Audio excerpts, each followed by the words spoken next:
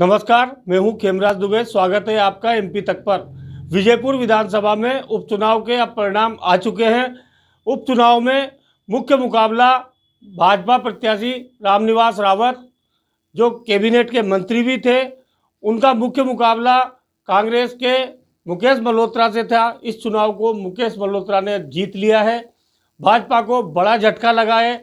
आखिर क्या कारण रहे कि जो कैबिनेट मंत्री थे रामनिवास, वो हारे? इसके लिए एमपी तक पहुंचा है श्योपुर के वरिष्ठ पत्रकारों के बीच। आइए जानते हैं उनसे कि हार के क्या कारण रहे और क्या नज़रिया रहा उनका पूरे चुनाव में। बताइए, क्या जो रामनिवास रावत जी की हार हुई है, क्या कारण रहे मुख्य रूप से? देखिए, जब कोई बड़ा नेता लड़ता है और ख़ासकर उपचुनाव लड़ता है तो उपचुनाव में लड़ने के काफ़ी रिजल्ट जो होते हैं सत्ताधारी दल के माने जाते हैं, क्योंकि उपचुनाव जो होता है सरकार का होता है। लेकिन ऐसे में रामनिवास रावत का चुनाव हारना कहीं ना कहीं बीजेपी के लिए और खुद रामनिवास रावत के जो करियर है उस पर ज़रूर संकट खड़े हो गए हैं। देखिए, कारण तो बहुत हो सकते हैं। हम कारणों की अगर बात करेंगे तो कारण को बीजेपी को बड़ा चिंतन और मंथन करना होगा। सबसे बड़े कारण तो ये कि जब दल बदल होता है तो कहीं ना कहीं जनता में उसका गुस्सा भी होता है। और जब कोई नेता अपना दल छोड़ के दूसरे दल में आता है तो वो जो दल होता है उसके नेता भी जो होते हैं काफ़ी ज़ोर से उसे हराने की कोशिश करते हैं, और यही हुआ रामनिवास रावत के साथ। और अब जिस तरीके से चुनाव हुआ है, बीजेपी मंथन कर रही है और रामनिवास रावत ने खुद इसका ठीकरा जो है वो अपने संगठन और अपने बड़े नेताओं पे फोड़ा है कि मैं चुनाव हारा नहीं हूँ, हराया गया हूँ, लोगों को मेरा मंत्री पद हजम नहीं हुआ। तो कहीं ना कहीं जो रामनिवास की बात जो जिस तरीके से कहें कि दर्द झलका है, जब बात निकलती है तो दूर तक ज़रूर जाती है। हमारे साथ और भी हैं वरिष्ठ पत्रकार जो पल पल की नज़र रखे हुए थे इस चुनाव में। आइए जानते हैं उनसे।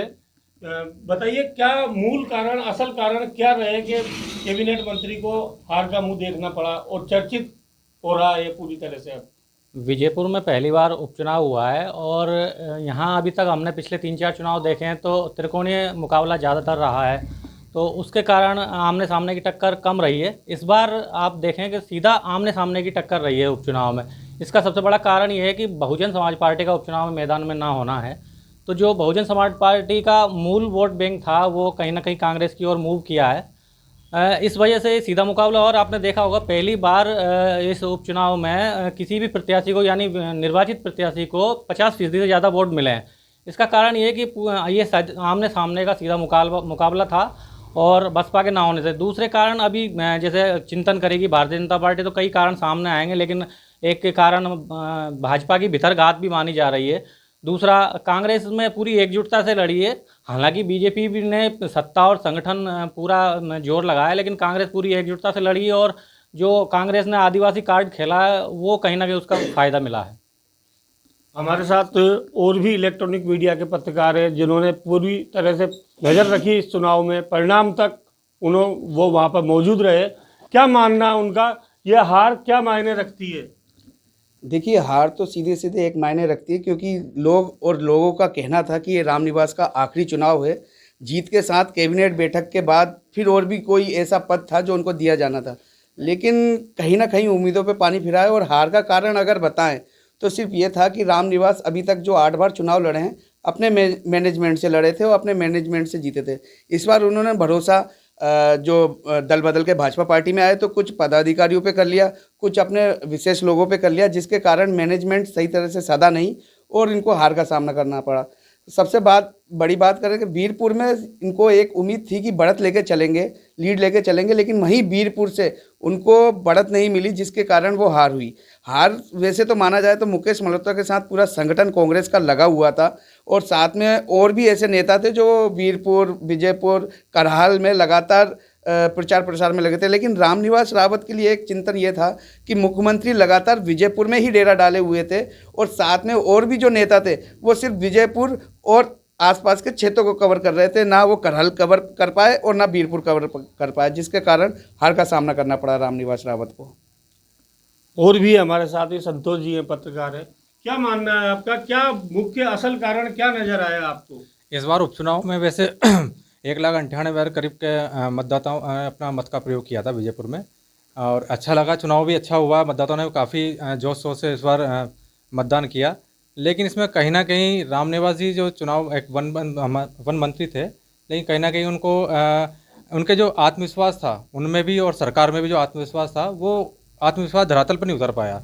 उसका कारण, सबसे बड़ा कारण तो यही कि जो सीएम साहब भी बार बार यहाँ आ रहे थे, लेकिन वो भी केवल विजयपुर क्षेत्र में या वीरपुर क्षेत्र में, लेकिन समाज में जो बटा हुआ था समाज को एकजुट नहीं कर पाए। बाकी जो कांग्रेस को वोट मिला है वो सर्वहारा समाज का उसको वोट मिला है। और रामनिवास जी का सबसे बड़ा कारण यही रहा हारने का, जो उनके कार्यकर्ता थे वो धरातल पर गए जरूर, मतदाताओं को लुभाया भी, लेकिन वोट में तब्दील नहीं कर पाए। सबसे बड़ा कारण मैं यही मानता हूँ कि एकजुटता नहीं हो पाई। बाकी जो कांग्रेस में थी उसमें प्रदेश अध्यक्ष जो जीतू पटवारी जी बार बार आ रहे थे, वो घर घर जाकर मतदाताओं को लुभा रहे थे और अपने पक्ष में मतदान करने के लिए अपील कर रहे थे। तो ये बीजेपी में नहीं मिला। सबसे बड़ा कारण ये मानता हूँ अपना। ये थी श्योपुर के पत्रकारों की राय। इस पूरे उपचुनाव का जो परिणाम था, वन मंत्री की हार के जो कारण निकलकर सामने आए हैं, वो मुख्य कारण ये भी माने जा रहे हैं कि ये चुनाव एक तरह से थोपा गया था। वे 6 माह पहले ही कांग्रेस छोड़कर बीजेपी में आए थे और फिर सरकार ने पूरी ताकत उसमें झोंक दी।